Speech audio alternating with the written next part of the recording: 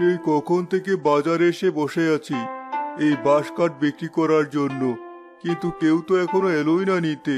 কি যে করি, আর কতক্ষণ এভাবে দাঁড়িয়ে থাকতে হবে কে জানে।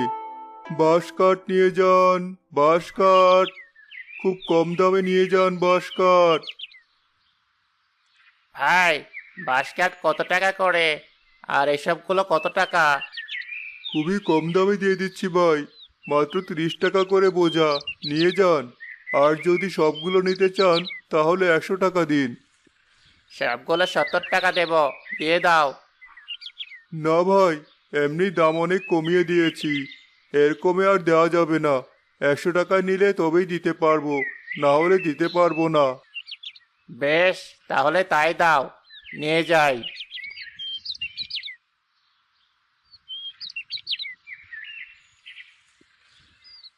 যাক, এই বারগুলো বিক্রি করা হয়ে গেল।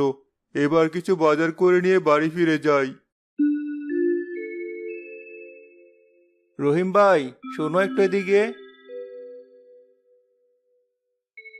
আজ কদিন হলো তোমাকেই খুঁজছি আমি, কিন্তু সময় মতো তোমাকে পাই না। আসলে আজকাল অল্প অল্প করে বাঁশ কাঠ নিয়ে আসি, সেগুলো তাড়াতাড়ি বিক্রি করে চলে যাই। তা বলো, কি বলবে? আর বলো না, সামনের সপ্তাহে আমার মেয়ের বিয়ে, তাই কিছু বাঁশ কাঠ লাগবে।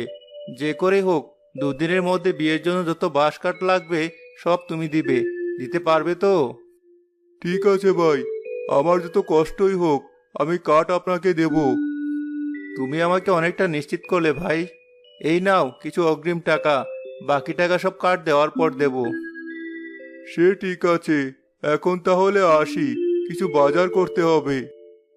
ঠিক আছে, তাই যাও।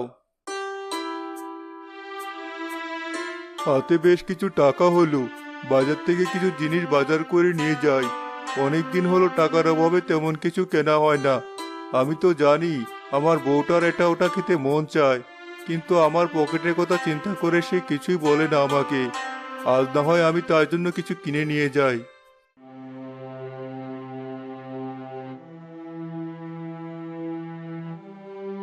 সেই কোন সকালে গেছি, দুপুর গড়িয়ে গেল, এখনো বাড়ি আসার নাম নেই। আজ এত দেরি করছে কেন বুঝতে পারছি না। অনেক দিন হলোই তো এত দেরি করে না, তবে আজ কেন এত দেরি করছি? রান্না করে খাবার নিয়ে কখন থেকে বসে আছি, তার কোনো খবরই যে নেই।